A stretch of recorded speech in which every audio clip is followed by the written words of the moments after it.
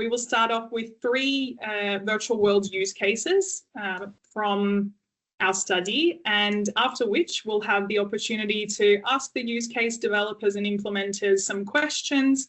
This will form the first half of our presentation today. We'll have a short break in between, and then we'll go on to the presentation of the main study findings. Here, myself and my colleague Rūta will present the key findings and horizontal insights we identified in our study, and this will segue us directly into our expert panel, where we are very happy to be joined by, again, a diverse panel of experts. And here again, you'll have the opportunity, as the discussion takes place, to ask some questions of our speakers. So with that, I'll have the next slide, please. We'd like to organise a short poll. It should appear on your screens in a moment. And throughout this workshop, you will come across 2 more of these poll questions. These are for us to firstly get an idea of the different types of participants we have here today. This is something that's really interesting for us to know from which organisation or sector are you joining us from. Again, the poll should appear on your screens, including the results. Thank you so much for your responses. We'll just give a few moments for that. I can see we already have quite a diverse list and representation from different industries, as well as university, academia, policy.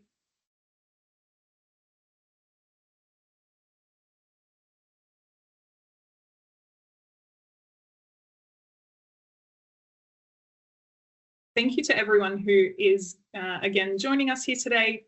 We are very excited to be presenting the findings of our study. And as a few more people I see join, we have this introductory poll. Again, as I mentioned, we'll have 2 more throughout this workshop. This first one is also just to get our bearings a bit and to ensure everything works accordingly. Again, if you have any issues, please don't feel, just feel free to reach out, to any of the facilitators or drop a question in the chat.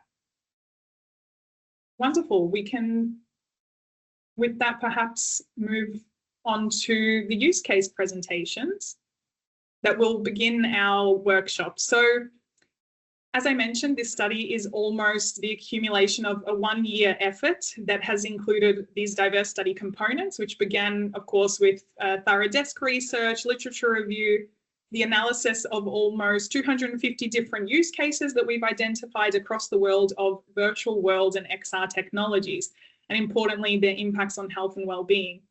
To validate these findings, we also did a stakeholder consultation where we interviewed and conducted a workshop just a month ago on our study findings. This has led us to the development of key policy recommendations for European policymakers on how we can harness the positive impacts of virtual worlds for health and well-being, whilst also addressing any potential negative impacts that that users may incur. And as I mentioned, across these diverse use cases we identified, our study team has selected 10 pilot use cases that we will be presenting within the study. If I could have the next slide, please. These 10 pilot use cases were selected and validated by our study team and by our internal advisory panel of experts, some of which may be joining us here today. Welcome to you all. And from these 10 pilot use cases, 5 of them are from Europe, those are the blue ones, and 5 of them are from outside of Europe in green. And if I could have the next slide, please.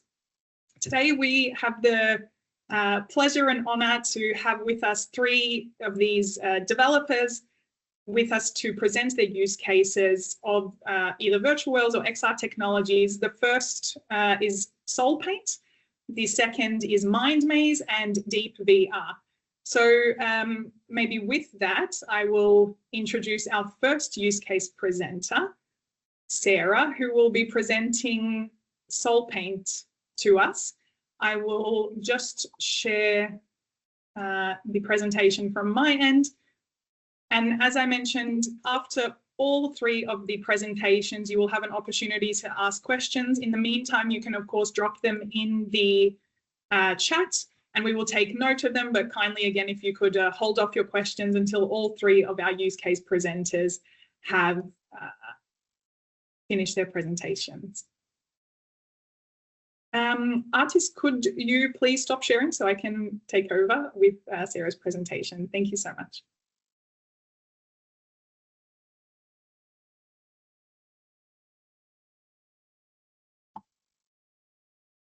I see Sara is with us. Thank you, Sara, so much for joining us, and welcome. I will just get your slides on the screen, if you bear with me. Apologies for the delay.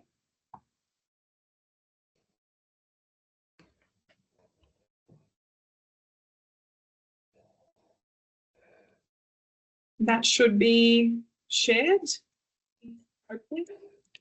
Brilliant. Great, thank you so much. Cool. Hello, everyone. So nice to see your kind of faces there.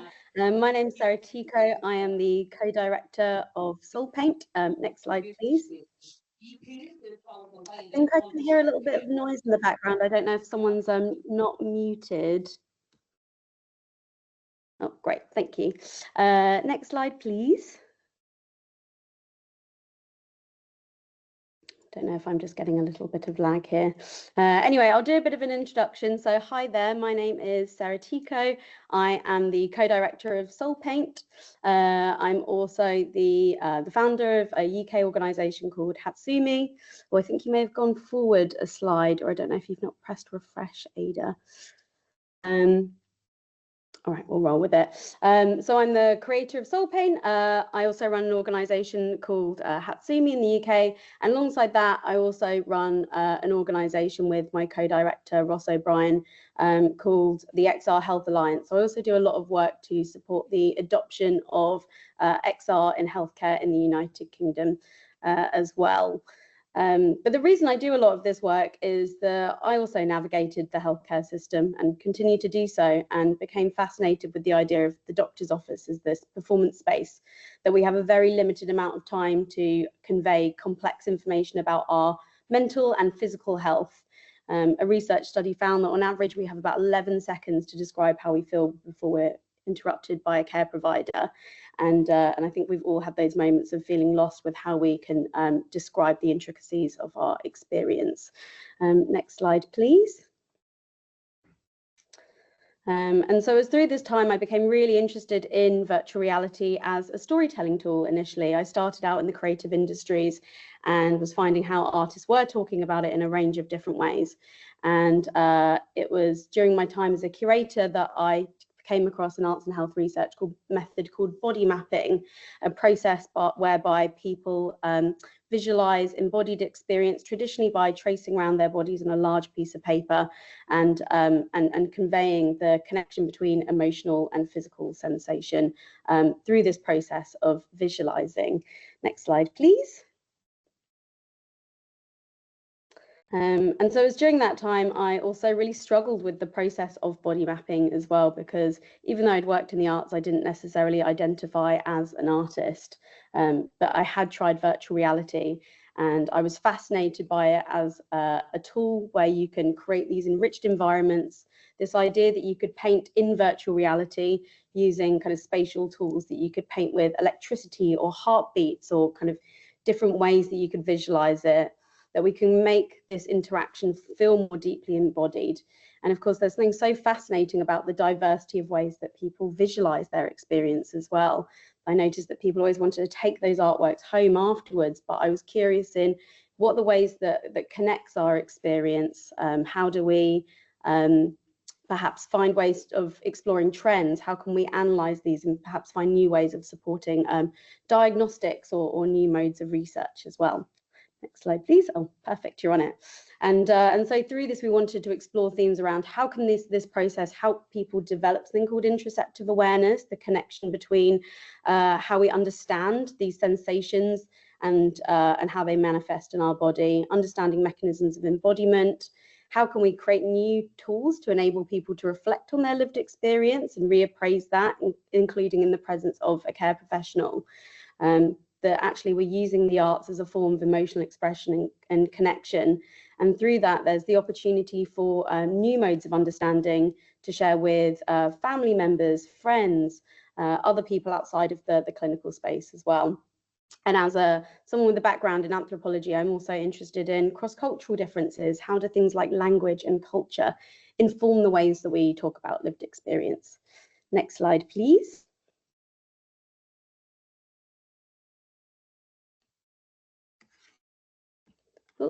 And so within that, we also wanted to explore things like movement and embodiment within the piece. And I was really fascinated by Kathy Macchiardi, who's an arts and health practitioner, that talked about the role of movement in this, and actually the combination of not just visualizing embodied experience, but actually how we can find new ways to transform our relationship with it.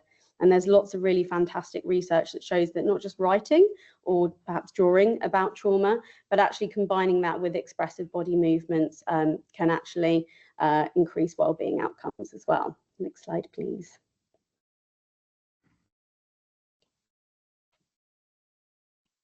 Sorry, I think there's a little bit of a lag. Is it possible to go to the next slide? Okay, I'll refer to my internal slides if it's delayed. Great. So over the years, then we've worked with a range of researchers and neuroscientists, healthcare professionals on the co-creation of the piece. Back in 2023, we also created a pilot in a library to look at how this could also improve public well-being. And so we collaborated with Story Futures Academy, Royal Holloway University and their health department, Maidenhead Library, and researchers and healthcare professionals from Torbay in South Devon and the University of Nottingham to look at how could this actually improve well-being in a public setting as well. Next slide, please.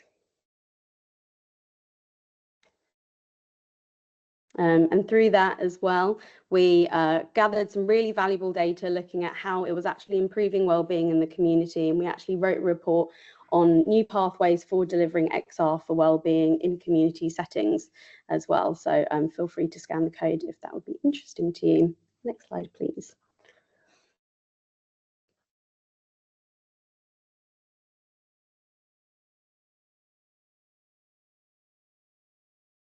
I'll wait for that to move on, but since the development of the piece, we actually found it a real challenge to find funding and think about the best ways to distribute it. And so what we actually did is we gathered funding from different kind of arts funders and social impact funders, and we've actually been taking it to different venues and spaces around the world. So we actually premiered the piece at South by Southwest, where we won the special jury prize.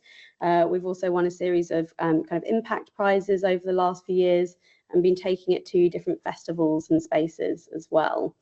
So you see here, we tried to kind of outlay the experience. So just to give you a sense of how it unfolds. You're introduced to this world of feeling that's narrated by an actor called Rosario Dawson. You're given a brush and a palette, and you're able to learn how to use the tools. You have your avatar that is embodied in front of you, so you see yourself being translated into the space using concepts from the body transfer illusion, how we can create body ownership. You're able to paint your feeling onto an avatar before dancing, moving with it, internalizing it, and finally shaking it all off. And at the end, you get to also encounter these stories of other people that have gone through the piece as well. And that was a big piece of feedback from the researchers that we worked with, that there is also therapeutic value in seeing your story within the context of others as well. Next slide, please. And through this as well, we've also created an archive as well, where we are with people's consent and saving down those artworks as well and being able to share them to in public exhibitions as well. So over the last year or so, we've taken it to amazing places, including the United Nations, and representing this new wave of artists and creatives that are collaborating with healthcare professionals and researchers to think about how this can actually be in public spaces. We also did an exhibition at a place called the Observatory in London, Liverpool Street in January in collaboration with the Campaign Against Living Miserably. Next slide, please. And we were also very lucky as well yesterday to show it at 10 Downing Street as well, as part of London Tech Week. We're able to showcase our work and the potential impact of bringing together science, research, well-being and the arts as well. Next slide, please.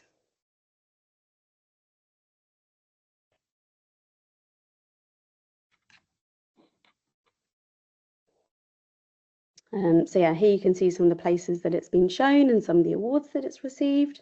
Next slide, please. And through this, we've been working really closely with Joanneke Weerdmeester, who you'll also hear from in a bit as well, on how we can research the impact of it. And we've been doing lots of impact studies around how we can understand its role in emotional awareness and regulation, how it can help people support the mind-body connection, creating new forms of empathy, and using creativity to do that as well. Next slide, please. And with that, I think, this is a really interesting piece in the sense that it can exist between health and well-being and different artistic spaces as well. But as we are now starting to bring it into healthcare spaces, we're looking at its role in patient practitioner alliance, communication, how we can understand treatment progress, that patients can make artworks and we can actually track them over time, how it can be used in facilitating goal setting, assessment, monitoring and prevention, and creating new pathways in terms of its preventative care as well. So just to end on the fact that we see so much potential for this in enhancing new forms of research, the ability for it to be available as a tool for people to use at home as part of their own self-management. Of course, it's in applications in health and well-being, which we're starting to do with a number of independent therapists and hospitals. And lastly, working with arts and community and cultural organisations around how we can actually make this accessible to the public to create new forms of knowledge translation and conversations about the connection between brain and body. So thank you so much for listening. Sorry the slides didn't quite work as planned, but hopefully we were able to convey some of the intent behind it as well. So feel free to reach out if you have any questions, and always curious of people's thoughts and ideas of where we could bring it to next. So thank you so much. Thank you so much, Sarah. Apologies. My apologies for the technical difficulties. We will, of course, also share the slides with the participants of our workshop so they can have them with them as well. Thank you again for that presentation and for telling us all a little bit more about SoulPaint. We will now move on to our second use case presenter, Ganga, who will present to us about MindMaze. And if all goes well, we should be able to see his slides in a moment as well.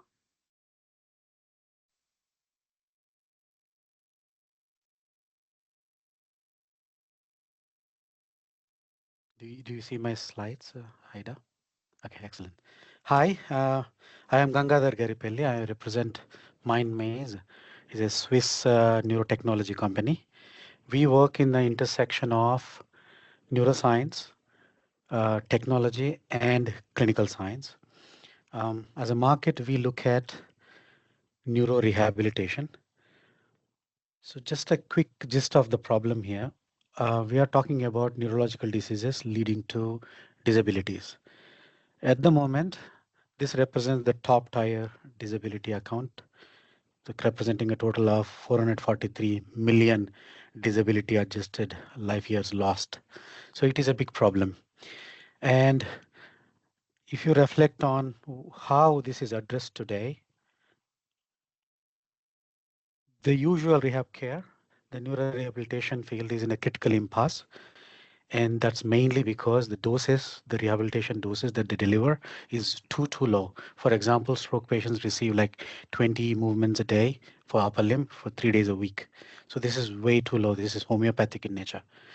Now there is a good news that if you deliver relatively high density, high dose rehabilitation training, you would receive eventually clinically meaningful outcomes.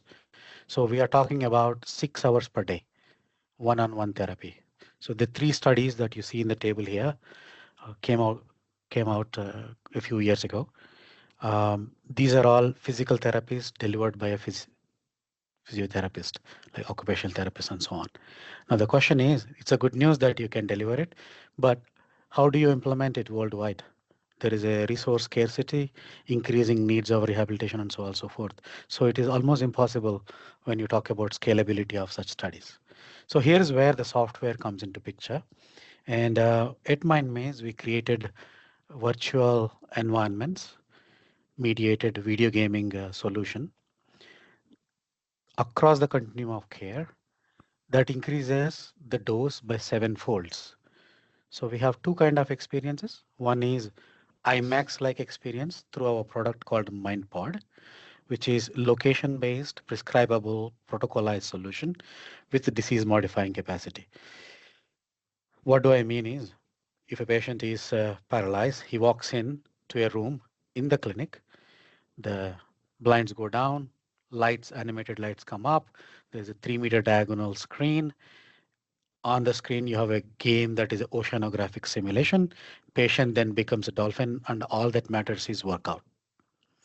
And the patients work out nearly 90 minutes of time on task per day over anywhere from 3 weeks to 12 weeks. And we see a solid outcome because of the increased dose. Now, the Netflix-like experience is created for addressing the needs at home. In the continuity of care, there is cracks in the care, meaning between the inpatient ward to the outpatient ward, there is a gap, and patients are typically waiting for their therapy sessions. So instead of just waiting, they can actually work out through a Netflix-like experience, meaning it's a device that you can bring it home, or it's a software you can plug it to TV, and it is delivered through a product called MindMotion Go. It is therapist delivered remotely. It has a disease management solution for recovery and rehab and at home.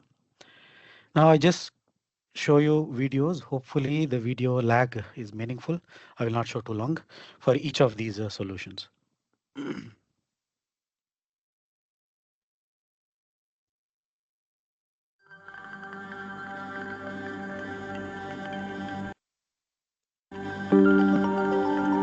MindPod's motivating, it's engaging, and it's really fun.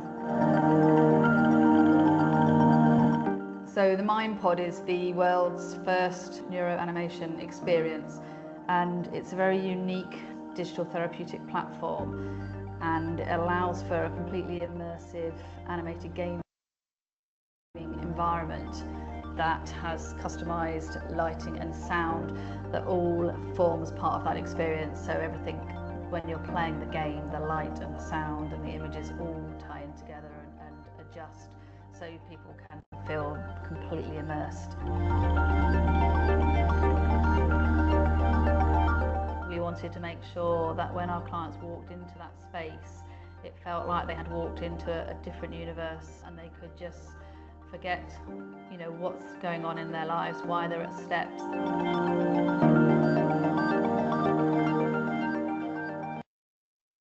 That's about MindPod. I move on to the next video for the MindMotion Go, if I can.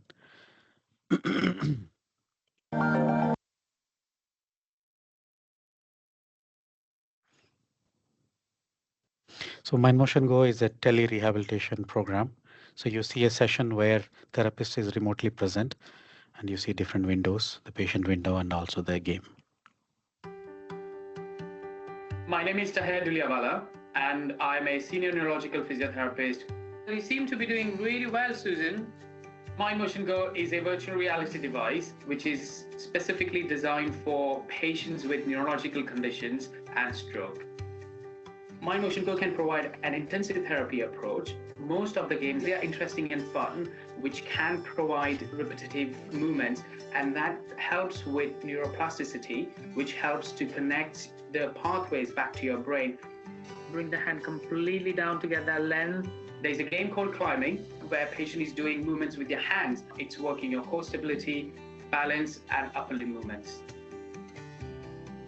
Another game is a car racing game where you are driving a car and there are lots of traffic. So patient is going from one lane to other lane and they're collecting some points. It doesn't just work on patient's core stability, but it also works on patient's cognitive abilities as well, multitasking, problem solving.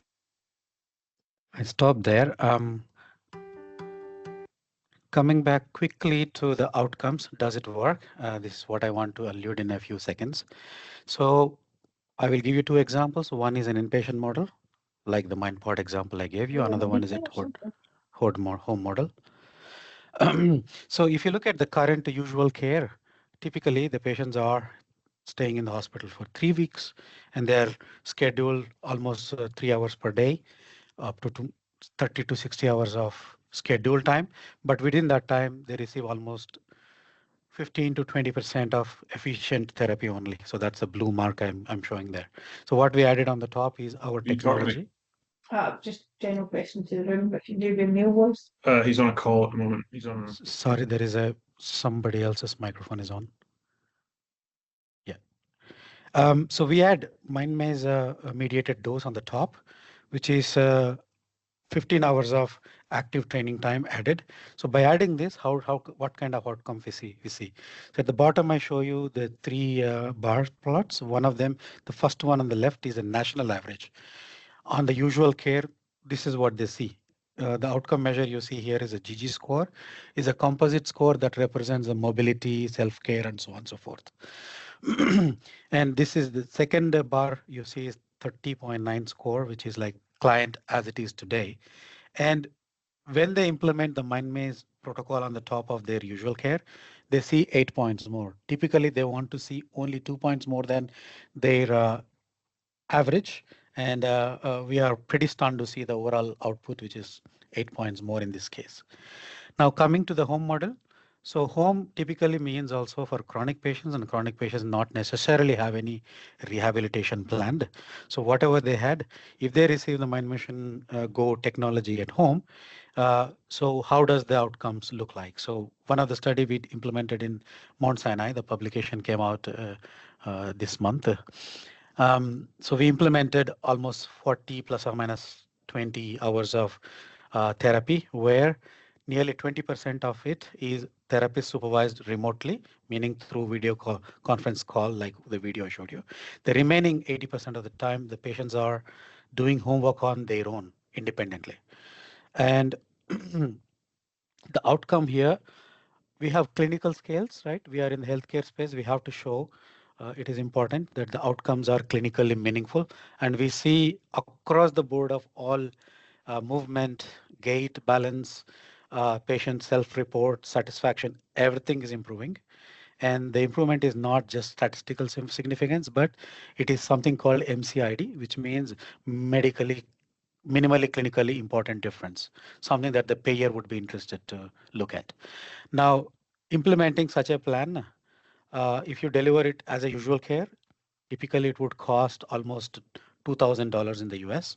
And with the help of our technology, they can deliver the same dose for $340. So not only the clinical outcomes, but economically also, it's very interesting.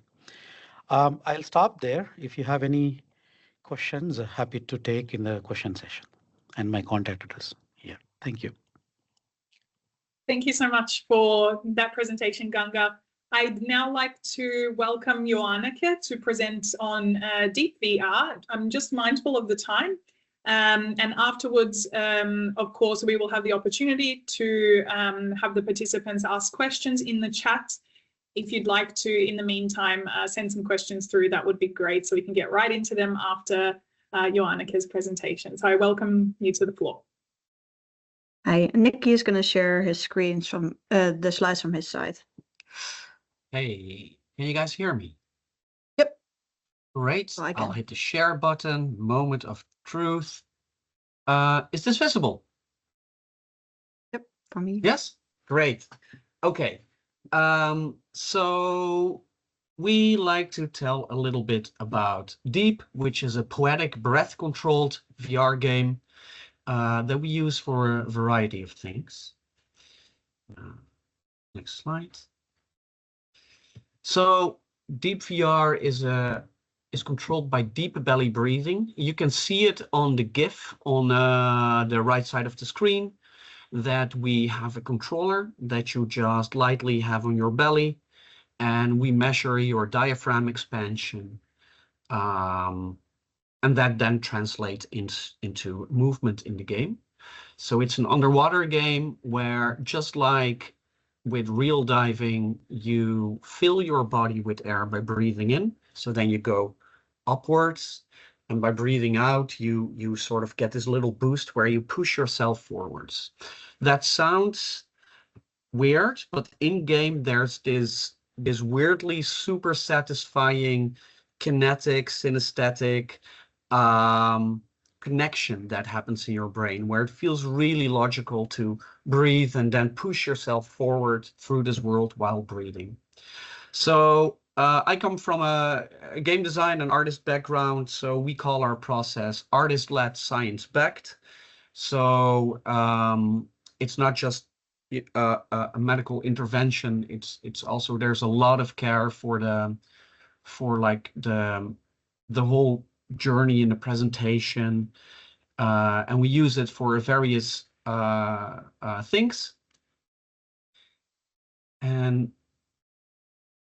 some of the things we use it for, I will then give the floor to my colleague and behavioral scientist, Joanneke. Yes, so the main health and well-being impacts that we aim for with DEEP is anxiety relief, emotion regulation, but also breathing and rehabilitation.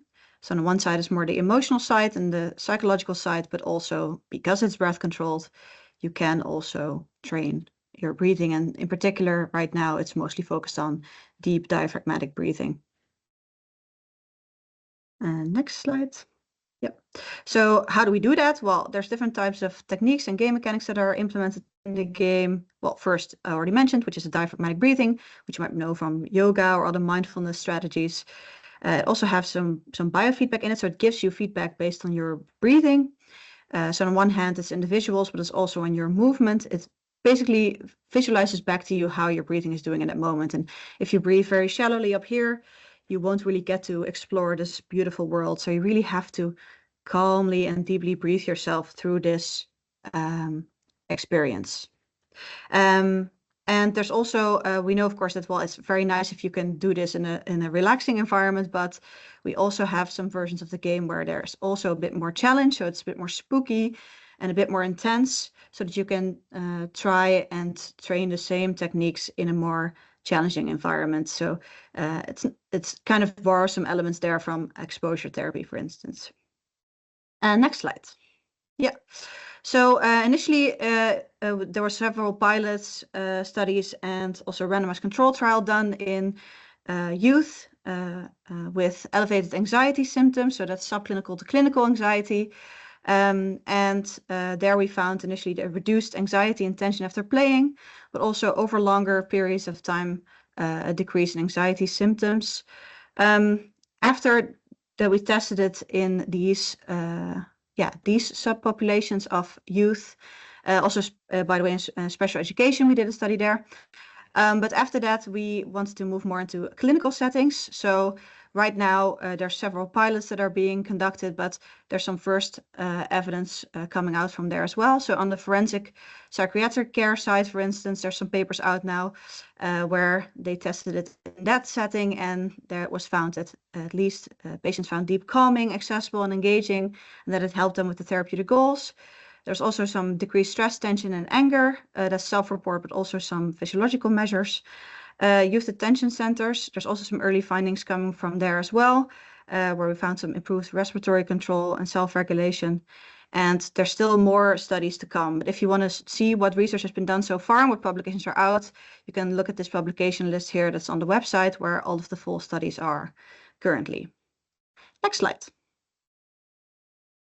So these are some of the places where it's being deployed at this moment. So there's, at the one hand, there's at-home relaxation therapy where the headset is sent to patients at their own home, and they can try deep for relaxation there.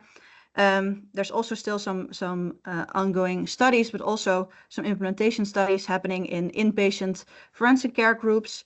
That's being done by the University of Twente in collaboration with Transfore. There's a youth detention center, which is our collaborators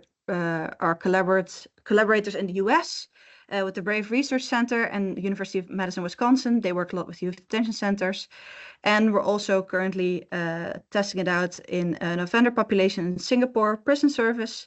So that's more on the anxiety and emotion regulation side. And on the breathing training and rehabilitation side, we're working together with, or at least we are sending it over to hospitals in Spain. So that's hospitals, children's hospitals and ICU wards to see whether DEEP can help there for, on one hand, of course, still anxiety relief, but also breathing rehabilitation. Next slide. Yeah. Niki.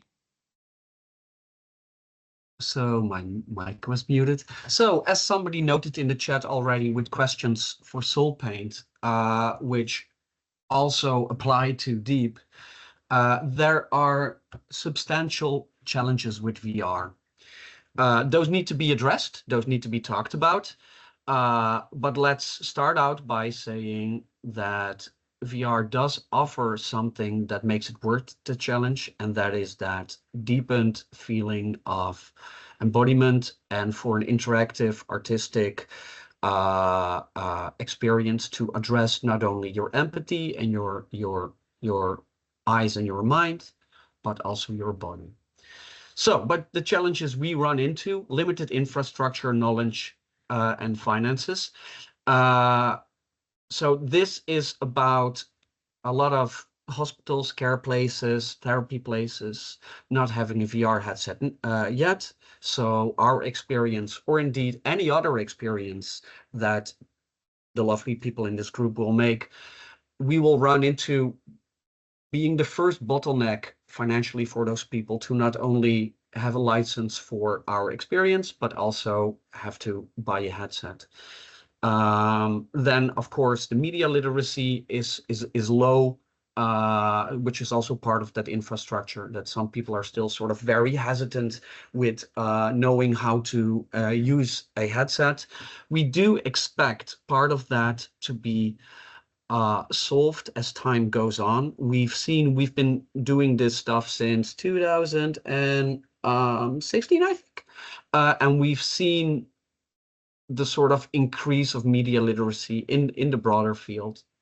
The second question is bigger for us. This is what we run into. There's no clear road to market, by which we mean the kind of stuff we make, both DEEP and SoulPaint, comes from this weird grassroots initiative. It doesn't start in a clinical setting. It starts in an artist setting with rogue scientists and doctors involved. And then we make something that has a potentially very impactful outcome, but it can be used for so many different things. So especially focusing on DEEP now, breathing, that's on the nexus of, emotion regulation, anger management, relaxation, pain management, etc., etc. But for all those different use cases, we need to adapt the experience accordingly, of course. So for us, it really, we keep looping back to this not being able to see the trees for the forest, because once we get into conversations with somebody and somebody says, oh, this could be used for us, but it needs a little further development, it's really hard to find the places that can pay for further development. We have a lot of trouble finding, we would call it implementation funding or further development funding to fine tune it for any specific market. So then we look back to, well, let's see if there's lower hanging fruit in with other demographics, and then we keep running in those same problems. That doesn't mean we haven't solved them. We have a few very sort of promising avenues, for example, in detention and youth detention centers, but still. Another problem we run into, there's no unified reimbursement models. So currently it does feel a little bit like the Wild West. Everybody is trying out how this market works and how to, you know, where the price point is, where the value is, how the market reacts, how you can still make money, etc., etc. And in that way, it's also not clear to a lot of the customers, our B2B customers, be it therapy homes, be it hospitals. There's also not sort of a clear value proposition for them because it's all over the place and different people charge different things with different models. Yeah, and the last point I already touched upon, it's hard to find in the stage where you're still in implementation and finding your road to market and fine-tuning it for a certain group. It's hard to keep financially afloat in those times because we are not able to find innovation funding that is flexible or modern enough to fit for our sort of grassroots way of working.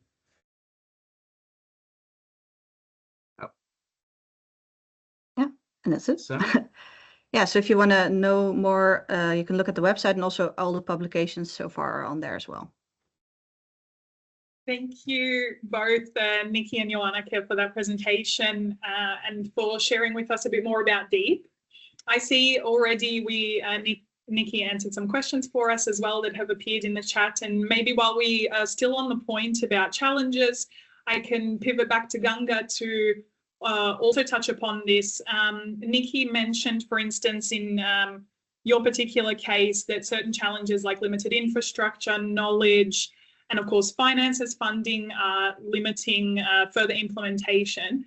I'd be curious to know, Ganga, in the clinical side of things, do those challenges, are they familiar? Do you have additional challenges or something entirely different? I know Niki touched upon these reimbursement codes. Maybe you could give us some insight on the clinical side, and then we'll go back to some more questions. Thank you, Aida. All of them are relevant, although I would say there is some advancement, depends on the geography. This group is predominantly Europe-based, so probably not accurate for Europe. So I would separate the challenges into 3 buckets. The first one is on the development side. Second one is on the, let us say, it's a regulation side, meaning clinical evidence and so on. Third one is on the implementation side. So from the development side, by definition, if you are creating something for the clinic, it's a medical device. So you have a choice. If you have a hardware in it, it is a medical device, usually class 2. If it is software only, you are delivering it through some other means, whether it's a TV or a Google, whatsoever off the shelf, then it's software as a medical device, SAMD. So it's a very funny space because if it is a medical device, I can take a parallel from orthopedics, like an implant or cardiac pacemaker. You know, the technology wise, they advance, but we are in the ICT field. It advances much faster. It's like you buy a Lenovo laptop, 2 years later, there's a new model.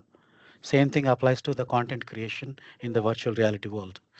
New goggles come into the picture. It's a competitive, it's very interesting competitive world among XR. So all of a sudden, the old device that you composed, a medical device, it's not anymore certifiable.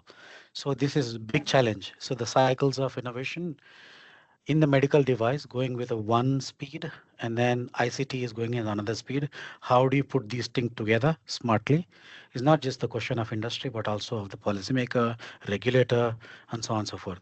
And not to forget, we are in the ICT. That also means we are collecting data directly from the clinics. So a lot of compliance issues. Simply somebody, how they move their arm or posture, you can identify who the person is. Now there is enough AI algorithms to do that. So the compliance wise to making sure all of those. So that's one on the development side. You already probably also saw from the technology perspective, Unity more or less got now standardized, but before Unity, if you build something, then you had to flush out and then rebuild it again, right? So that's a challenge. And from the, I think the first bucket, I kind of painted the picture enough, unless there's more question. Now the second bucket is on the, let us say, regulation side. Like, so you need to be CE certified in Europe or FDA, and they ask also now there is much more difficult measures when you certify it. So there is a new MDR regulation in Europe. UK is UKCA anyway, and that need to be backed up with not simply a user experience studies, but evidence. And when we say evidence, it is a clinical trial. When we say clinical trial, it is pretty much like how a drug goes through different stages of clinical trial development, phase 1, phase 2, phase 3, post-market surveillance, so on and so forth. So this is a very expensive feat, not only from the certification point of view, but also to show that the protocol which is composed of experience and the behavioral experiences leads to a clinically relevant outcome. You need to showcase in the clinical trial. So this is the second bucket. So the regulation point of view. The frameworks are already established, but they are established in the context of pharma companies and drug development, or from the medical device perspective, not necessarily from the VR perspective.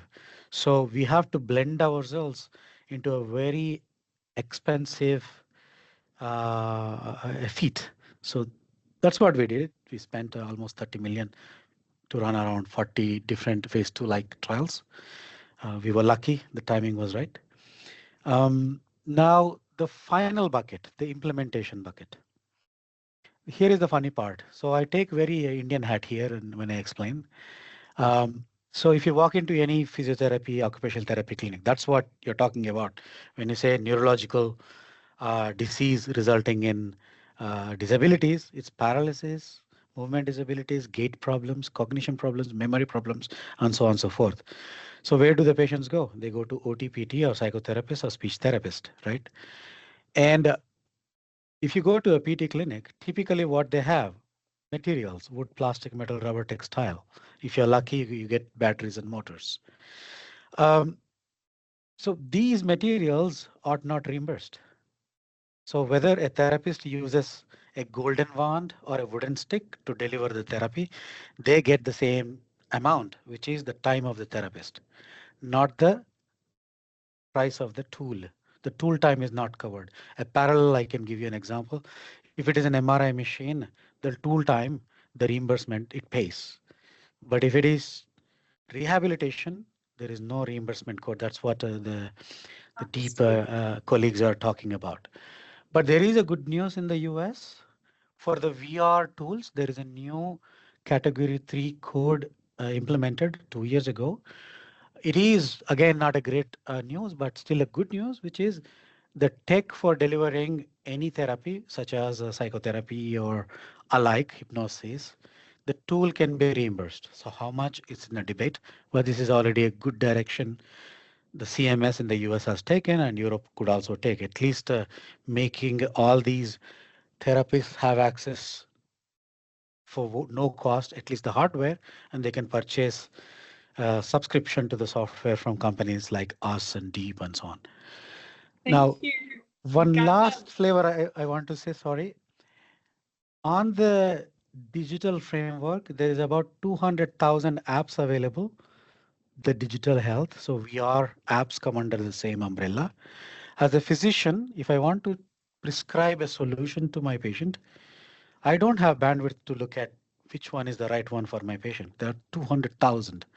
So the society, the healthcare systems still need to integrate something like drugs, how it goes into their EHR systems that directly available to prescribe, whether it is insurable or it is evidence-based. We are probably 5 to 10 years behind that the neurologist or any pathologist just like that prescribes a VR solution to their patient. I stopped there, 3 buckets. Thank you so much for that really in-depth answer. It's very insightful to learn more about these differences between applications in consumer environments, in professional as well. We have a lot of questions coming through in the chat, and perhaps I pivot back to Sara with SoulPaint, and we can maybe start with a question around the long-term impacts and how they were perhaps assessed or within the use case, and we can also then hear from DEEPVR and then finish off again with Ganga before, unfortunately, we have to finalize this segment of the workshop and move on to the next presentations. But yeah, starting with Sara, maybe if you could touch upon kind of how these long-term impacts were assessed. Also, there's a few questions on technology. There are quite a lot coming through, so we'll leave that one to you.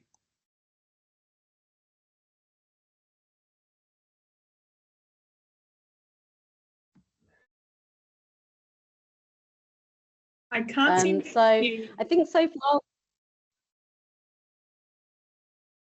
Sorry? Apologies, good to go. I didn't seem to hear you. I think the lag still exists, but back to you. No worries. Yeah, I was just typing up some responses. So with SoulPaint so far, we have mostly been bringing it to kind of creative cultural context. So we have predominantly shown it with people on a one-off basis rather than repeatedly.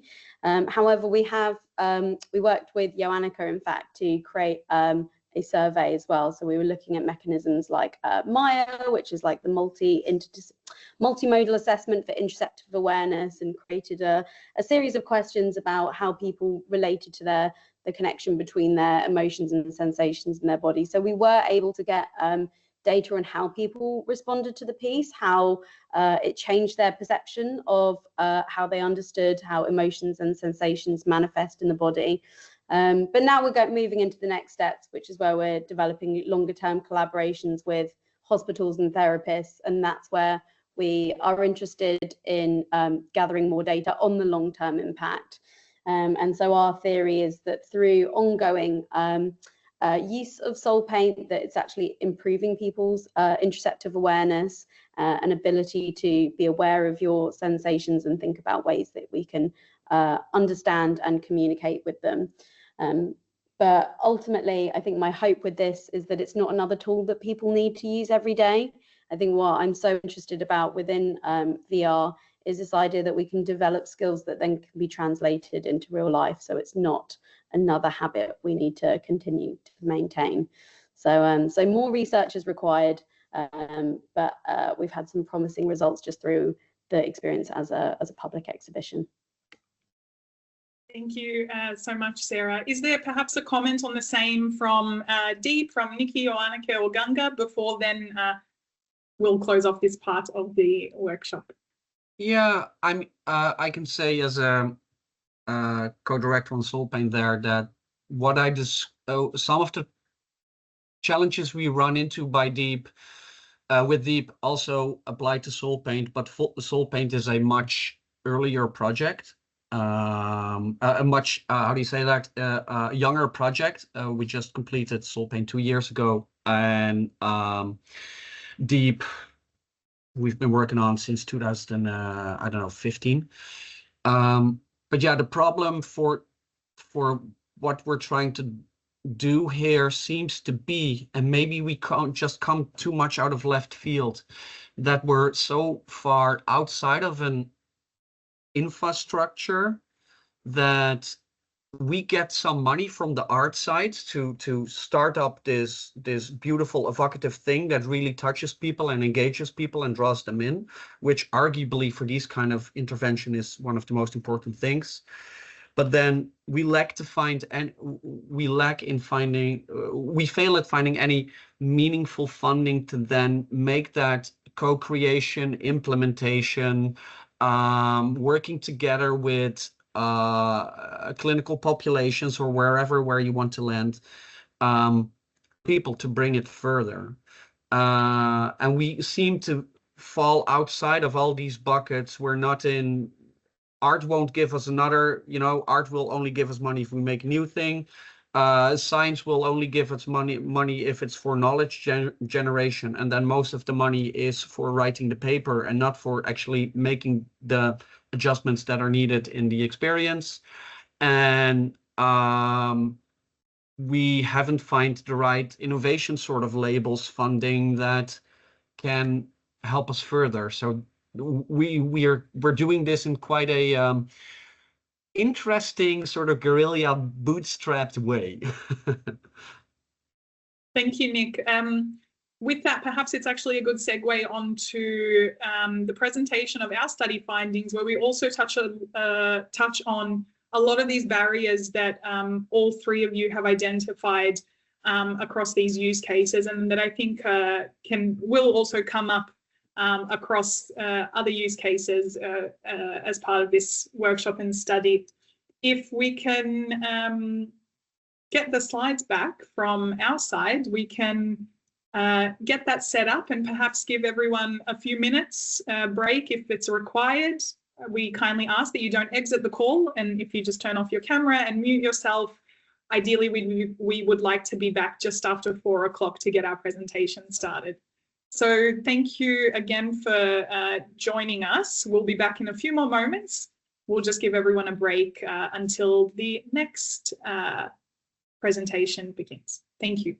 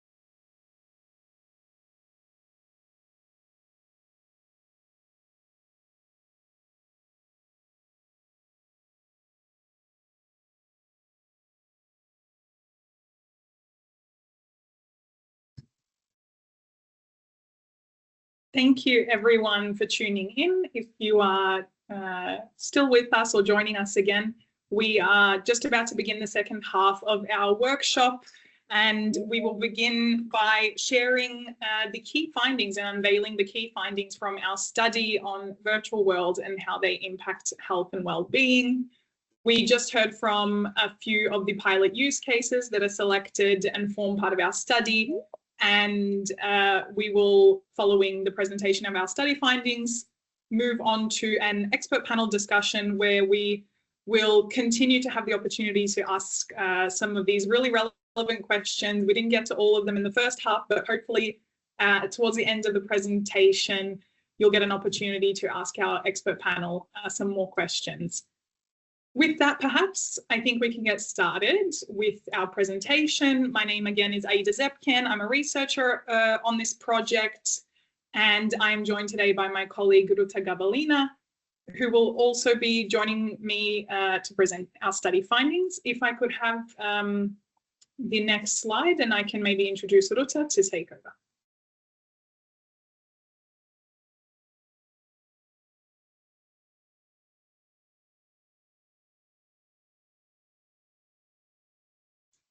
I see the slides. Rūta, are you with us? Perfect. I guess I can cover this part.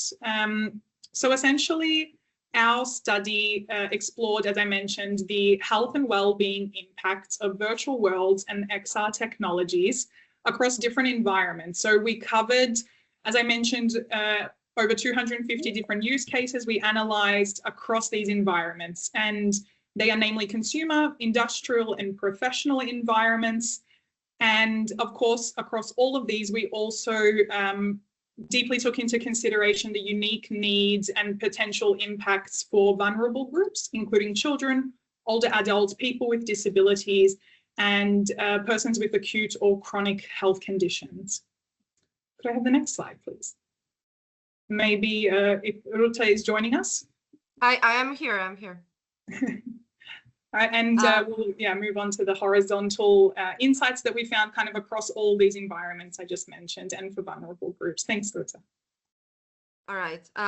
So thank you very much for the introduction, and thank you everyone for joining us today.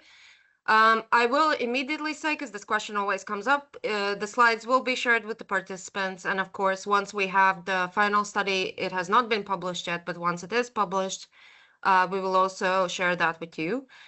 There is a limited time that we have today, so there is some aspects that we will not be able to cover in as much depth as we would like.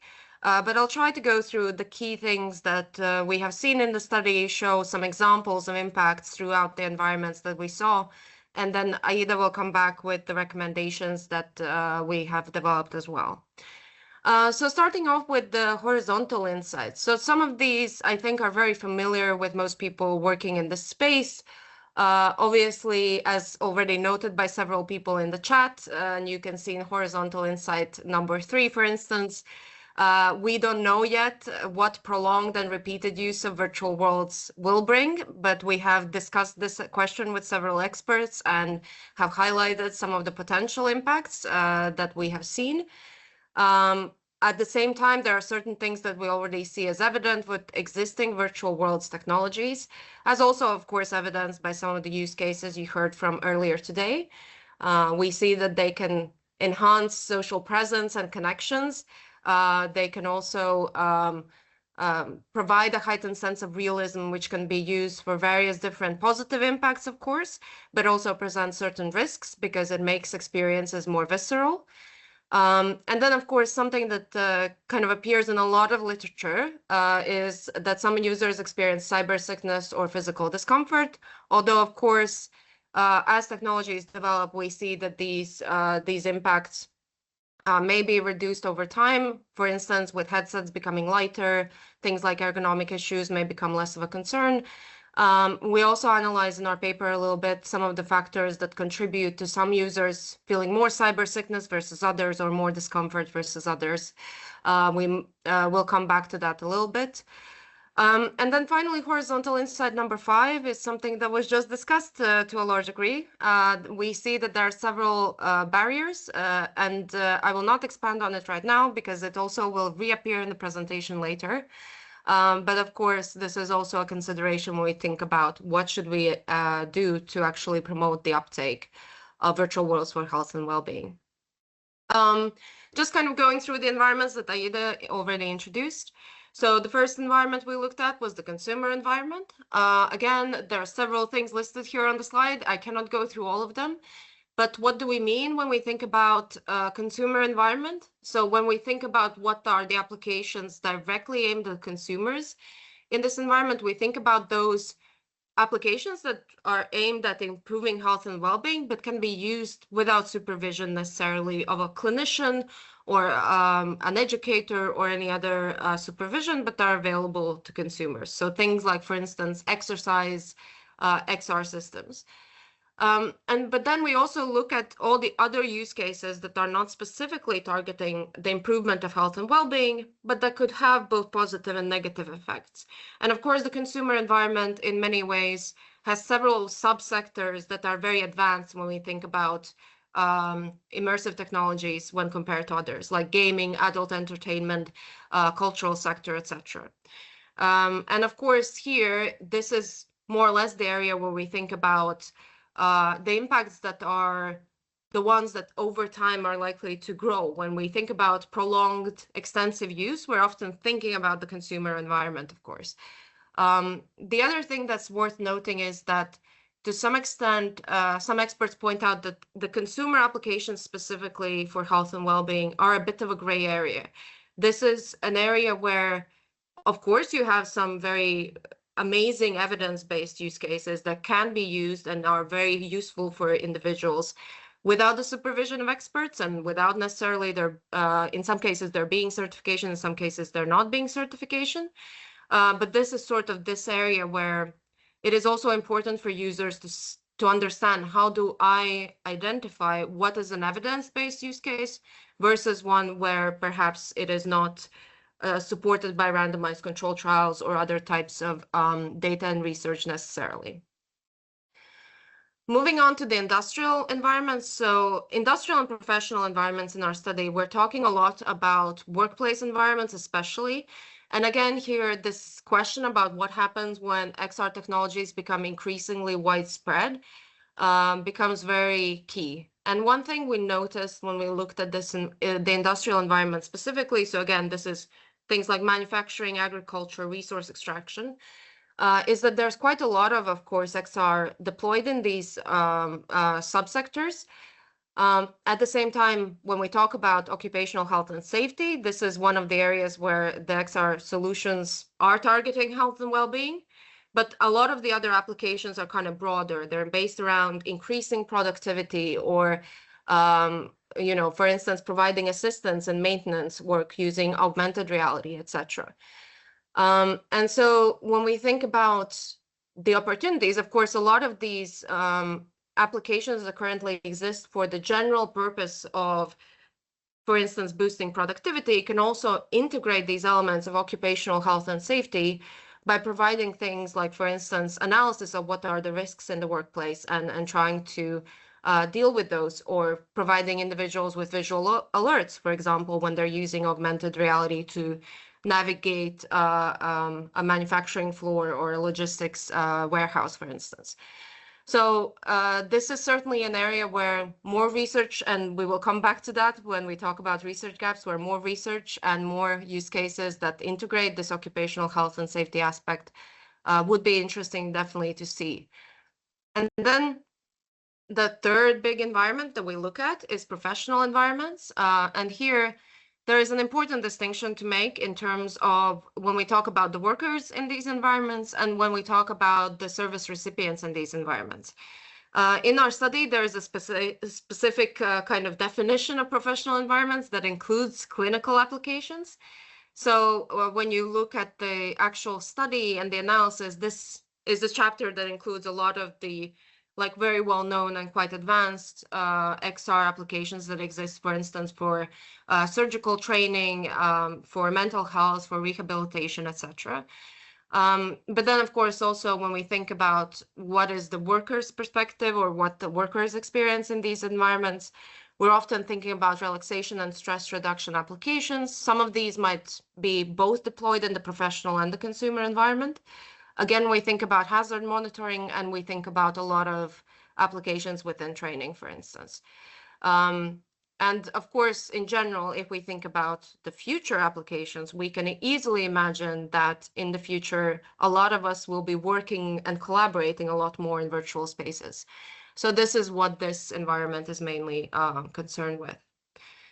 Finally, a focus area for our study is also vulnerable groups. There's a specific vulnerable groups that we focus on in more depth, and these are children, persons with disabilities, older adults, and persons with chronic and acute health conditions. Of course, with persons with chronic and acute health conditions, we already covered some of the things that are relevant here: rehabilitation, pain management, various solutions that are there to support remote consultation and diagnosis or treatment. For instance, a very kind of well-established use case here is exposure therapy. But then when we talk about the other vulnerable groups that we looked at, one of the things, of course, that comes out horizontally across all of them is that many experts point out that a lot of the current existing XR solutions are not inclusive enough in a sense, like that there are still a way to go to actually adjust them to the needs of diverse users. And that in some cases, for instance, if we think about the consumer setting, which is unsupervised to a large degree, we need to think about what are the safeguards and the literacy measures we take to make sure that people are using them safely. So for instance, if we were to put in the market an XR solution that is aimed only at adults, and then just sold it everywhere and didn't have any education, nothing around it to prevent children from using it, of course children aren't going to use it. So this question of how do we make sure that the vulnerable groups of users are not harmed through the use of these and the proliferation of these technologies is a key question which we think about when we come back to the recommendations as well. Then kind of going on to some horizontal things that we also looked at. And again, I think several people in the chat pointed out some of the research gaps and the gaps in our existing data and evidence are the same as the ones you see on the screen. Of course, one thing is we see that a lot of research, especially the most well-structured research, the randomized control trials, etc., are around the existing health and well-being applications that are aimed at improving health and well-being, whereas less research possibly is around these kind of aspects of applications that are either not directly aimed at health and well-being. So for example, these kind of widespread consumer applications or industrial applications. And also, of course, when we think about, do we know what happens in the long term, or do we know what happens when we look at repeated prolonged use every day, etc. These are the kind of open questions still remaining in a lot of the research. Of course, there's other, methodological and sample size constraints, but these are some like really important things to consider for the future. And then coming back as promised, the barriers. So we also interviewed quite a few both use case developers as well as experts in the field. And of course, we also had a workshop before to look at the development of recommendations. And there are several barriers that were noted. There were several barriers that were also noted earlier by the use case implementers who presented today. So you see some of these on the screen right now. We're also keen to just ask you, what do you think of these is the most important from your experience in your practice? But as we're putting up that poll, just to highlight some things that I think we heard as well. So of course, there's limited awareness, both from those implementing these use cases as well as those using them. There are certainly resource, regulatory, and certification constraints. Many of the use case interviews that we conducted noted that, for instance, there is investment in creating a new use case, but often the commercialization and the scaling up indeed is the challenge. And of course, I think another thing that happens is that if we look from the perspective of companies, like industrial companies, or offices, or even clinical environments, hospitals, clinics, etc., them having to implement these solutions requires both awareness, it requires them to have the funding necessary to do that, and there's several barriers there as well. All right, so I think that's it from my side, and then I pass back to Aida. Thank you, Rūta. As Rūta mentioned, we should be getting a Teams poll up with those barriers that we identified. They should also be listed there, and it's kind of like a one choice per person in this situation. So if you could please select what you think is the most critical barrier of the 8 listed in achieving safe and effective virtual worlds for health and well-being. We would be really interested to know your thoughts here. And so please, if you could take a moment to vote, and we'll come back to these responses. As you answer those questions, and following on from the barriers that Rūta mentioned for not just developers, implementers, but also organizations looking to introduce virtual world or XR technologies, to address all of these research gaps and to also help us guide both the safe and effective use of virtual worlds across these environments, our study also presented 6 key policy recommendations that are grouped around these 3 core themes of promoting safe uptake, addressing risks and potential negative impacts, and of course, advancing the broader kind of research and innovation agendas in the field. So we endeavoured, in a sense, to kind of address all these research gaps, and also from the stakeholder consultations via these recommendations. And to start off with, if I could have the next slide, we've got promoting safe uptake, and here we have 2 main recommendations. On the one hand, focused on supporting healthcare professionals and different providers in those industrial and professional environments to deploy virtual worlds. So here we look at different issues, and we propose recommendations related to, introducing or increasing funding to support implementation and training of professionals, but also developing and providing access to some kind of repository with like validated use cases, good practices, and other information that implementers can rely on as they're maybe looking to incorporate or introduce virtual worlds within their practices. Of course, we also here have suggested the need for more standards around the particularly clinical use of XR, and for those, high-risk use cases or in cases where vulnerable groups are also involved. And of course, here we have also considerations for the need to integrate some kind of immersive technology recognition within clinical guidelines. And this could also, as Ganga was speaking of earlier, in regards to medical device certification. On the other hand of promoting safe uptake, we really have noticed, and from what stakeholders are telling us, and as mentioned earlier, there's just broadly a lack of awareness across these different sectors, and quite an uneven amount of awareness within different sectors looking to introduce virtual worlds. So targeted outreach here would be really important. And of course, again, clear information on the safe and, of course, ethical use of virtual worlds that are backed by like a strong evidence-based clinical studies, etc. So we can, of course, harness and build trust within the XR ecosystem. If I could have the next slide. For addressing the risks and negative impacts associated with virtual worlds for health and well-being, here we again have 2 recommendations. On the one hand, we find there is a large need to develop an evidence base of ethical or an ethical framework for the safe use of virtual worlds. And here again, as Rūta mentioned, there is a need to pay particular attention to consumer grade technologies or technologies used without any supervision.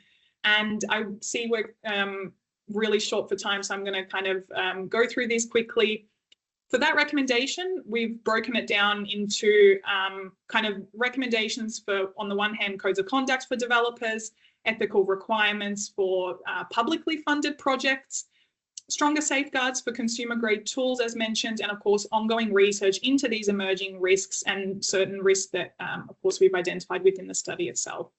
And on the 4th recommendation here, it's focused on aligning these occupational health and safety regulations and safeguards for the use of XR. And lastly, we have advancing research and innovation agendas, where here we're really looking, to strengthen on the one hand interdisciplinary research, but also longitudinal research, which we find really missing. And here we recommend, of course, relying on existing initiatives, Horizon Europe and other national schemes, supporting, again, long-term studies that also involve diverse groups and diverse technologies as well, sharing of frameworks, cross-sectoral data, and the need for real-world test beds and experimentation. And this really connects well with our last recommendation, which is focused on supporting the commercialization of virtual worlds, including startups and SMEs working in the space. Here, test beds, again, hackathons and matchmaking events would be recommended, along with, of course, innovation support for scaling these XR solutions that are, again, evidence-based and clinically proven. And with that kind of gives us a quick rundown of the policy recommendations that we developed as part of our study and during the second workshop. And I think it's provides us a good segue into the panel discussion, because these recommendations, ideally, we want to offer a roadmap, in a sense, to ensure that virtual worlds can evolve safely, ethically, and of course inclusively to include vulnerable groups and improve the lives of users of XR and virtual worlds. So thank you for listening in to our study findings. Of course, this was not something that we achieved in isolation at all. It took a big effort from different experts, including the panelists that we have here today. You will shortly meet them and have the opportunity to ask them questions. We have Marco he's the president of EuroXR, the European Association for Extended Reality, and also the head of CNR STEMA, the Institute of Intelligent Industrial Technologies. So we have strong industry expertise as well coming from Sara. She is the CEO of HekaVR, another well-established use case within the field. Apologies, Marco, I see he's noted vice president. Yes, Sara is the CEO of HekaVR, which is a notable use case in the field of health and well-being and XR. We have Ivan. He's the director of ImpactVRlab at Sheffield Hallam University. So welcome to Ivan. And lastly, Neil McDonnell. He's the professor of XR technology at the University of Glasgow in Scotland. Thank you all so much for joining us. We're really excited to explore in this panel discussion some of these questions that perhaps we didn't get to answer in the first part, but also other questions related to how we can harness the positive impacts of virtual worlds while, of course, addressing any negative impacts. And with that, please join me in welcoming our speakers as we dig deep into these different opportunities and challenges. We can perhaps start with a general question to maybe all of the panelists, or if there's someone who's particularly intrigued in answering. In relation to the barriers that we listed earlier, is there any that stood out for you, major barriers like cost or awareness, the need for standards? Which of these to you seems the most pressing issue, and how do you think we should respond collectively? Okay, I could start. Well, I mean, in the study that you present already, you mentioned some of the barrier, for sure, cost, the ethical issue. Indeed, I would say all the aspects related to human beings. I mean, one of the things that I really try to care when I develop or do research on virtual world is indeed the impact on this technology on people. I mean, we don't have enough study or almost no study about the impact, usability, the completeness of the environment to be used on a long period. I mean, we are speaking about the virtual world that will be used in any environment, industrial, healthcare, for hours or all day long. I mean, I don't know anybody that use it for more than, I would say, 20 minutes, half an hour. No, there is a colleague from New Zealand that used it for 2 days, but with the same environment for 2 complete days. I mean, it is not really a study. I mean, we need to prove that we can use it safely and healthily for a long period. That could be even 2 hours, not the whole day. But so this is something that we still to prove, and this is one of the problem. The other problem is the interoperability. I mean, we cannot expect that we build anytime a new environment without getting information, data, and all the stuff from the other processes. And today we have not the full integration. So I think these are the 2 main obstacles of the introduction. Thank you, Marco. I see that the results of also the poll came through, and as you were saying, safety is also identified as the kind of most crucial barrier here. Safety, privacy, and ethical concerns. I see a hand up from the participants, maybe a question. Eleni, if I could pass the floor to you, and then, we can go. Thank you. First of all, thank you everybody for great presentations, and special thanks to Aida's group. You've done a great work bringing everything together. I agree and I support Marco's statement. I fully agree with you, Marco. And I think what we need is, because everybody is creating their own silo products, what we need is the standards But at the same time, it's not that we are pausing every other job. It's just that we have to work everybody simultaneously together, because the whole landscape is progressing. It's not that we can stop interoperability until the standards are out. So these are all have to be working on in parallel, and we should all work together. So yes, the speed by which this is developed is outside, I think, our own hands.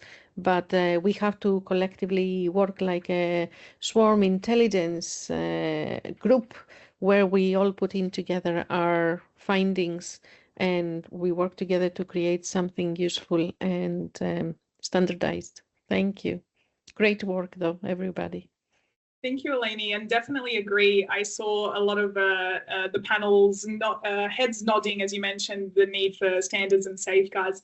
Maybe I could pose with that a question to Sara from HekaVR. Working in the consumer space, but also the clinical space, are there any particular guidelines, safeguards for XR health solutions that are needed to protect users, but also vulnerable groups? Yeah, thank you, Aida. I think that's a really good question. So at HekaVR, we target severe mental health disorders. So we're a solution for psychologists to use in the practice with their patients, mainly for schizophrenia and eating disorders and OCD. So we're very much tapping into the discussion that's been, is it safe? What are the guidelines? So we're actually not a standalone tool where we can't be used by the patients alone. It's simply not safe because we're targeting very, very critically ill and sensitive patients. So yeah, when it comes to consumers and well-being, at this point in time, we don't have the guidelines in place to allow patients to interact and use this type of technology with anything more advanced than relaxation and mindfulness and so on. But by building and tapping into what previous speakers have been mentioning also, the clinical evidence for how it works, building that up, then we're building a collective pool for why this actually works, how it works, and in what use cases it works. And by building up the pool of evidence, we can start building up the business case also. And then with that will come investment, and with investment we will begin to drive implementation in a completely different way than we've seen up until now. Thank you, Sara. Maybe from the research side of things, you mentioned the importance there of research and development. From Ivan or perhaps Neil, how can research and development in the field better include not only the needs of diverse users and vulnerable groups, but as Sara mentioned, and Eleni as well, as the speed of technology and the pace continues ahead of us? How can research and development keep up pace? Do you want me to start, Neil? I suppose I'm probably preaching to the choir really a bit, but I think it's when it comes to making that for healthcare, you have to involve patients, the families, the staff, all of them throughout from day one. Like, it's so essential, and like you really need to know that what the unmet need is and design around those limitations. It shouldn't be a case like come to them with the solution. Like, you should be working with them to create the solution, because that's the only way you're going to make something that's valid, I suppose. But as well, like, don't just rely on workshops. Get in there, do observations, understand the problem properly, really try and get in there and find out as much about the problem so you can actually design it alongside them. But like, yeah, PPI testing, PPI work is essential really. But as well, like, when you're making stuff for hospitals and getting it in there for those groups, don't forget the staff as well. A lot of times people forget about staff training, and staff, they're very busy.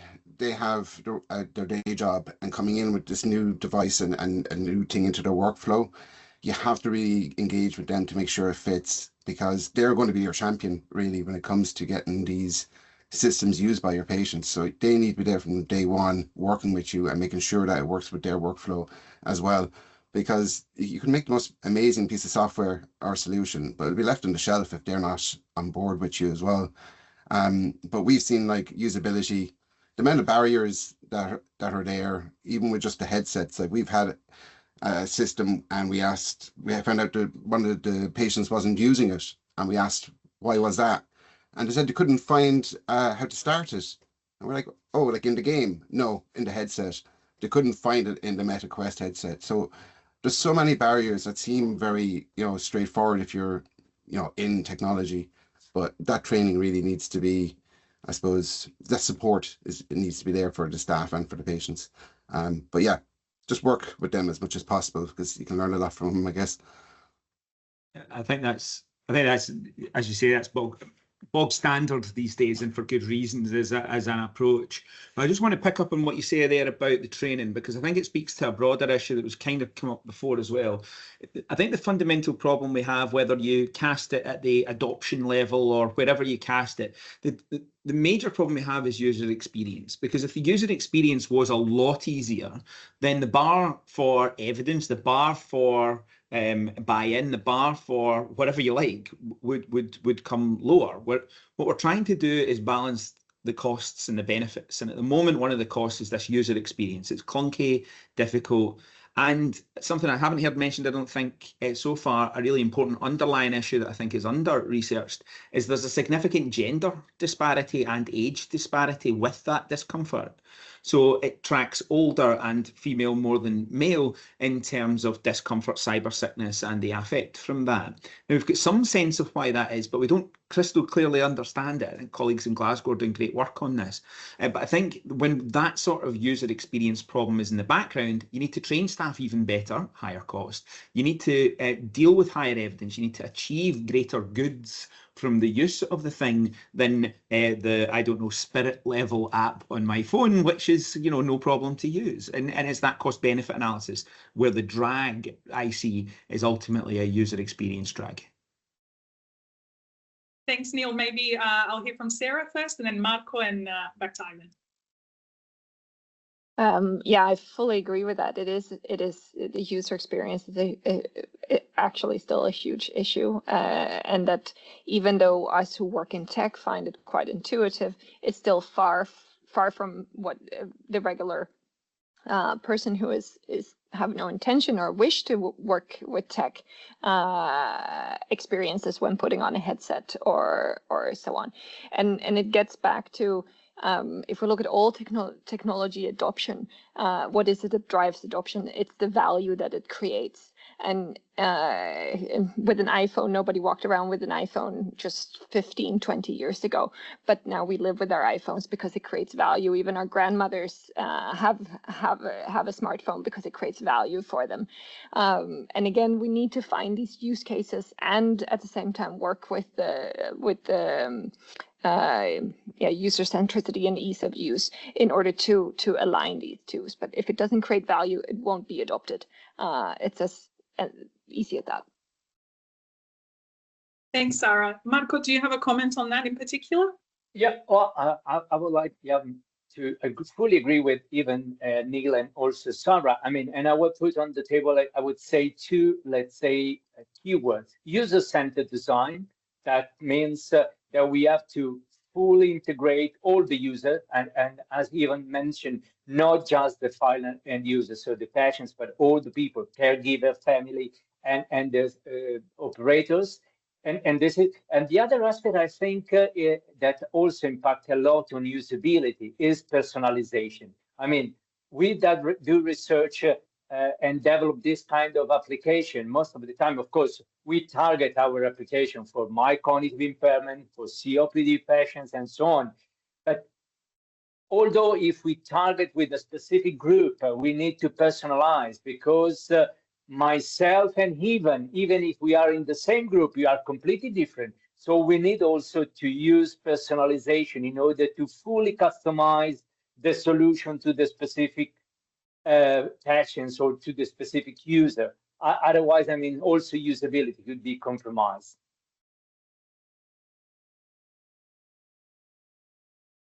Thanks, Marco and Ivan. Yes. Yeah, I totally agree. I was just to add to that about the qualities of the solutions. It's so important that these solutions are seen as high quality, because the amount of patients I've heard saying, "Oh, I was expecting a hospital game," in a very kind of dismissive way, and they were like going, "This is great," like, but you know what I mean? It's almost expected if it's going to be in a hospital, it's going to be almost like at a lower quality level. And I've heard it come up more and more like throughout the time. So I just wanted to 100% agree with that. But yeah. Thanks, Ivan. I see we are also getting a question in the chat from someone wondering how many of the different research teams that have presented today as well are working specifically with occupational therapists to assist in the development and, of course, training of these different people-centered solutions for clients wishing to work with developers. I recall Ganga did mention in his presentation that there was work indeed with different occupational therapists and clinicians, of course, understanding the importance of, as Marco and the other panelists were saying earlier, the user experience. In the case of professionals, it does, of course, look very different to consumers, but go for it, Marco. Yeah, just to give an example, we are also working with occupational therapists, more in line on the idea to the personalization. We work with the national insurance in Italy for worker, and we try to identify the best, let's say, new work for the people that have an injury at work. And of course, this is personalized on the specific capability of the people, the previous one and the current, let's say, status. But then we try to make a virtual world to make the people test the new work, and in such a way there is a more possibility to combine the person with the work. So, and this is the work that the occupational therapists do quite frequently without having any tools. So virtual world in this case can help a lot.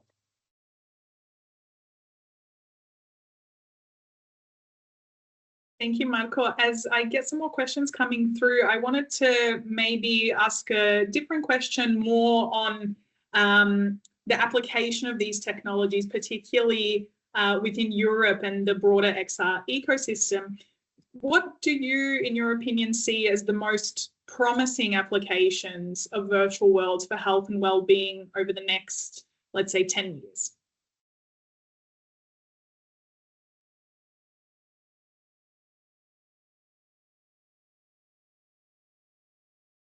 Is it a poll, yeah. or is the poll or a question, Aida?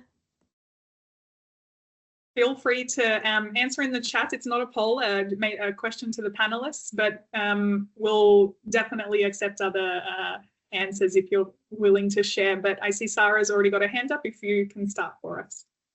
Yeah, sure. I think it's split in multiple areas. I mean, partly you have the whole distraction and pain reduction, which I think is a fantastic use case, where we can actually reduce the amount of anesthesia and calming medicines given in the hospitals for various treatments where patients would otherwise feel anxiety. And then there's the whole mental health space. And exposure therapy, which I think is amazing, where therapists together with their patients can actually train in environments that otherwise would simply not be possible. It's very expensive to take a patient out and sit in an airplane who, if they experience phobia for flying, and at the same time training physicians for complex procedures. My sister company Cora is involved in a project where they train neonatal nurses for how to take care of premature babies in sub-Saharan Africa. So I mean, we see in a wide range of use cases, and I think we're only starting to really see the full potential, building on the use cases that have already been established. So yeah, I think in healthcare we'll see literally a boom over the next 10 years. Thanks, Sara. And Neil, do you have something on this note? Yeah, I guess I've got a slightly different perspective in the 10-year kind of horizon than I do in the shorter term. I think in the shorter term, the mental health impacts are likely to be extremely high relative to other things. There's a range of reasons for that, but they're well articulated elsewhere. So I wanted to highlight something else that I think is more, I think the biggest use cases for these technologies are going to be the mundane everyday ones, the ones you maybe weren't looking at before. Very small things like wayfinding, like how to find your place in a complicated hospital, might make a huge difference to people, which is, it seems like I say, a quite mundane thing. But the thing I guess I'm most excited about is where the convergence of two different advancing research paths might converge. That is certainly the AI advancements in understanding 3D. So 3D reading, 3D understanding on the one hand on the AI front, but on the other front, sensory substitution, which is this line of investigation into how you can effectively translate visual information into auditory information for people who are visually impaired, or the reverse, for example, for those with hearing impairments. This is a maturing, highly technical and very now advanced sort of research path, something I know about through work with colleagues at the university's Centre for the Study of Perceptual Experience. And the advancements there combined with AI give us an opportunity to create the most powerful accessibility gain for populations we'll ever see, I think, because it can translate the world as seen for them by the headsets, if you like, into modalities that they're able to accept and interpret and understand. And I think that is waiting for the AI part of the equation to come in and use these incredibly powerful context sensors in people's heads to be able to then translate that into something just so powerful. So I think it's an everyday use thing that I see being the breakthrough in 10 years, and that's a candidate I'd like to see win. Thanks, Neil. This is also something we touched upon definitely within the study, and I think Marco mentioned earlier, perhaps related to the role of AI in creating more tailored and more personalized experiences as well to account for different unique user needs. Marco, I saw you had your hand up earlier, but now Ivan, feel free, whichever of you would like to go first. Yeah, well, let's give Ivan go first. No worries. I guess in like 10 years is a while away, but I suppose it's not really. But AI is flying, you know, it's really coming at us quickly, and it's probably going to be baked into all the new headsets because, you know, Meta. And I suppose when it comes to stuff like that, I'm wondering with things like AI, like the amount of data they're going to have regarding body tracking and stuff, will they be able to figure out, like, predict, I suppose, you know, illnesses and stuff quicker, like they do with iPhone, but because you're going to have that much more data coming in at you from all the movement, you know, potentially there's something there. But mixed reality, like I mentioned there, like personalizing environments in real time, like if you have like I don't know, something like maybe sensory overload, and you're able to tune the world to your what will suit you, things like that. Once these things, you know, might seem a bit far-fetched now, but I give it 10 years, you never know. It might get there. But yeah. I see also a comment on this with regard to the use of AI. Is there potential for, in your opinion, AI to become like a tutor or a mentor to supplement that gap that we were talking about with like a lack of trained specialists and professionals in using XR technologies? Do you see that as being more on the 10-year or something a bit shorter, of a shorter timeline? I'd be happy to hear if you have any predictions. I see Ganga in the comments, our presenter earlier has mentioned that VR and XR still feels like a hammer searching for a nail. So do you have any maybe thoughts, or if Ganga would like to elaborate on how long it might take for that nail to be found, if that's one way to put it?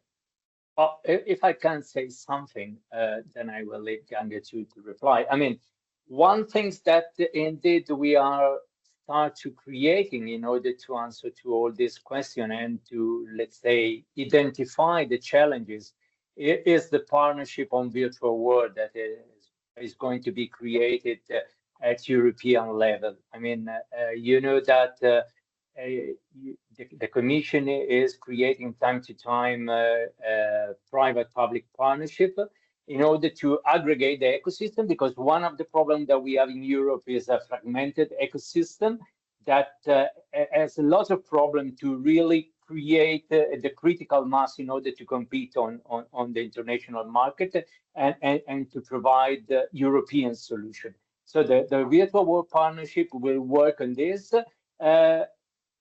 It will be created the next Tuesday, officially by the founding partner, and then will be open up to all the, let's say, stakeholder in the ecosystem. We have already started to work on the strategic research agenda that I would say it will be the base where we put the challenges for the virtual world community. And we hope that the Commission will be able to pick up the different topic in order to produce the future call in this work program or in the 10th. I mean, I'm at the moment leading the chapter on healthcare and social inclusion. So, I mean, if you are interested, of course, the draft agenda is public, so we can distribute it. If you are interested to contribute, just contact me. And I think this is the place where we can put the challenges and try to find a common collaboration in order to really compete in this kind of ecosystem. And I leave to Gangadhar. Definitely agree. Thank you, Marco. The need for international collaboration and just more collaboration across public and private sector has been definitely highlighted within the study as well. Ganga, is that something that you feel can help us kind of better find and identify these challenges that need to be overcome with regard to VR and XR? Thank you for asking. I mean, I think I made the statement here, which is kind of opening up. You know, we come from engineering background. We see this problem again and again. Every 2 years, we find a tool and we try to figure out what problem we can solve. And being in a startup world for last 15 years, one thing we learned, Sara ma'am and Phelan just now mentioned, start with user, right? I would say start with a problem. And can you eliminate technology components in solving the problem? Then you are there. So anything, like if it is a solution for a clinician or patient, or can you do it in other ways, better, cheaper, easier, adoption, reimbursement? Then do not put a hammer on that. It's not a nail that you need to use the hammer on.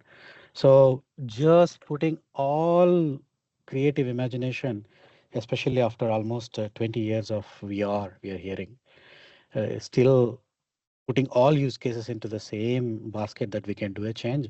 I think we are, diluting the message. So my approach would be like, if I am creating a product and a software or a solution around, I would say, can I do it without or minimum technology, solve it as simple as possible? Then we are left with problems that only VR XR can solve, nothing else, like exposure therapy. For example, spatial navigation. One of the problems that we see in the clinical trial world in Alzheimer's, for example, when you study in the animals like rats, you do a spatial maze to test a Alzheimer model. But when you test in humans, you don't ask them to go back to the train station, right? You ask them memory, cognition, so words. They are totally different locations, totally different molecules and pathways are importing. So you cannot say that it's the same thing, right? So in this case, instead of words, you could use the same drug and ask the navigation question, and the navigation of a city. You cannot do it just like that to a patient, right? The doctor cannot walk around with him. So instead, you can create a virtual world of your city and ask them to see. That's one excellent example. Or keys lost in the house. So it's a good test, like XR. So that's how I would see, like, what XR can do that nothing else can do. So on that same example, I have the same issue when it comes to mental health.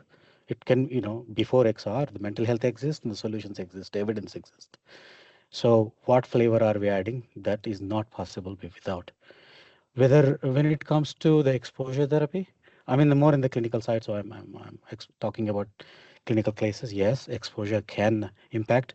The problem with exposure is there is many companies in this field, right? Pain, stress. None of them stayed so long in the commercial world. Why is that? So it's not anymore problem about the content. or the clinical setting or the evidence, but it is failing in the third bucket I was saying before. The implementation. It's not sticking to the market. Why is that? It's beyond technology at this stage. I stop there. Thank you, Aida. Thank you, Ganga. This is something I really wanted to touch upon as well earlier in the use case presentations. You know, we've heard obviously a lot of different promising use cases and pilot cases and projects with XR and virtual worlds for health and well-being. But of course, we encounter this issue of certain projects perhaps being stuck at the small scale. We addressed some of these barriers earlier. Is there,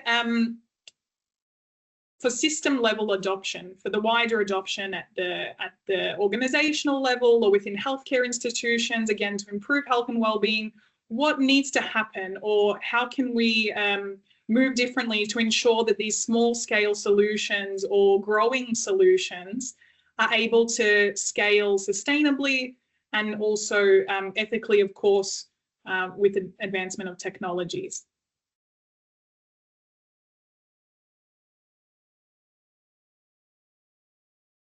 I might say something there. I think I can't speak to the healthcare sector as one that I've tried to, see adoption taken in. And it's got its own distinctive barriers, but it's definitely got its own distinctive opportunity, given healthcare issues are fairly similar worldwide, and if you can crack one in one location, that largely gives you a kind of something that will be useful in other locations too. So it's got a sort of inbuilt scale. It's also got a lot of money behind it in centralised pots, certainly in Europe that's particularly standard. So those things I think are promising about it. In general, institutional offerings elsewhere, as I know from the museum sector, for example, the challenges there are the same ones we've talked about before in terms of like the user experience stuff, but in particular trying to get a sustainable business model for the producers of the content such that they can spend the time and money in R&D required to overcome those user experience challenges, right? So it's really difficult to create the next experience that's really important for people to have. If that's a high technical bar, for example, then there's a barrier to production that gets you good use cases. Or if it's difficult to use and clunkily designed, then it won't be rolled out. So it boils back to that kind of cost benefit and trying to stay ahead of that. And to do that, you need to get the revenue or the income from somewhere that makes the business model adopted sustainable. I think there have been some fantastic virtual museums, for example, but they haven't made the money to make the second one. And that, I guess, is the problem for everybody in the sector in some sense. But I don't know how distinctive that is for healthcare. So I'll hold back from saying I think it applies more generally. Thanks, Neil. Go for it, Sara. Thanks. Yeah, I think I fully agree with you, Neil, there. And I want to loop back a little bit to what Ganga was saying also. It's about nice to have versus need to have. Like, when is it an actual need to have? And it's when and to be honest, I don't think that the technology has been ready to actually see a systemic adoption and to actually provide the value on large scale. The technology has been too unstable, and we just haven't been there yet. Even though in the tech field and as tech enthusiasts, we thought so, but not for a wider adoption. But slowly we're getting to a point where we see clear need to have cases, and where the value of XR is substantially higher in particular use cases than without XR. And that's when we'll start seeing real adoption. And there, I think the EU or Europe in general, with our type of healthcare systems, can have a benefit, because many of the countries have public healthcare systems where, when policies are made to go in a certain direction, it follows widely, although it takes time. So that can be to our advantage, although we are often a dinosaur moving in slow speed. We do move as a unity when we actually decide that we're going in that direction. Thank you, Sara. I think also with that, it's a great closing off question to finalize our workshop. We're coming on to the 5 o'clock mark Central European time. Is there anything maybe that we haven't covered that is pressing from the panelists, or last final questions from the participants on this topic of virtual worlds and XR technologies for harnessing the positive impacts of health and well-being, while of course addressing the negative? We are very excited to have unveiled these key findings from our study today, and of course looking forward to the final publication and sharing that with all of you once it's ready. In the meantime, you'll of course receive the slides from today from our presenters. If there's nothing else from our participants today, go for it, Ivan. I suppose it's more of a dream than that, but regulatory harmonization would be incredible. Like if you're looking at UKCA or looking at CE markings, like we have one device that's a class 1 in the UK, but it's the class 2A in EU. And like it's a low risk system, but like the amount of money that's required to get the 2A compared to the class 1 is significant. So when you're talking about the funding, like to get to the next step, the ask of the money that you need to get that far is a very different ask. Like, and there's a lot of innovation I think, you know, could probably get through on a class 1, but I don't know. That's a dream more than that, and that those things could be harmonized, but yeah. I think, yeah, when we dream of a future where virtual worlds and XR technologies are much more prevalent or much more within our daily lives, maybe that's even a great final question for all of our participants. I'll actually try and get a poll up with that for you to ask and end our workshop today with: what kind of future do you envision for virtual worlds in supporting human health and well-being? You'll see the poll, our final question to you all, come up on the screen shortly. We thank you all for your participation, not only our speakers, Sara from SoulPaint, Ganga from MindMaze, Joanneke and Niki from DEEPVR, and of course all our expert panelists, Neil, Sara, Ivan, Marco, and a big thank you also to our study team on PPMI side and of course the European Commission. It's been an absolute pleasure sharing with you all the results of our study, and we hope you also enjoyed and found it insightful, the results of our study in this workshop. Again, as mentioned, we will of course share all of these poll results, but also the slides and details from the presentation today. I see some really interesting final points coming in through about the kind of future that we're envisioning for virtual worlds to support human health and well-being, with the center being importantly focusing on the human, as we mentioned, of course, users and user experience. There are a few more great suggestions coming in there. But with that, thank you again. We'll end the workshop now. It's right on the 5 o'clock mark. We wish you all a lovely rest of your day, and see you next time. Thank you, everyone. Bye-bye.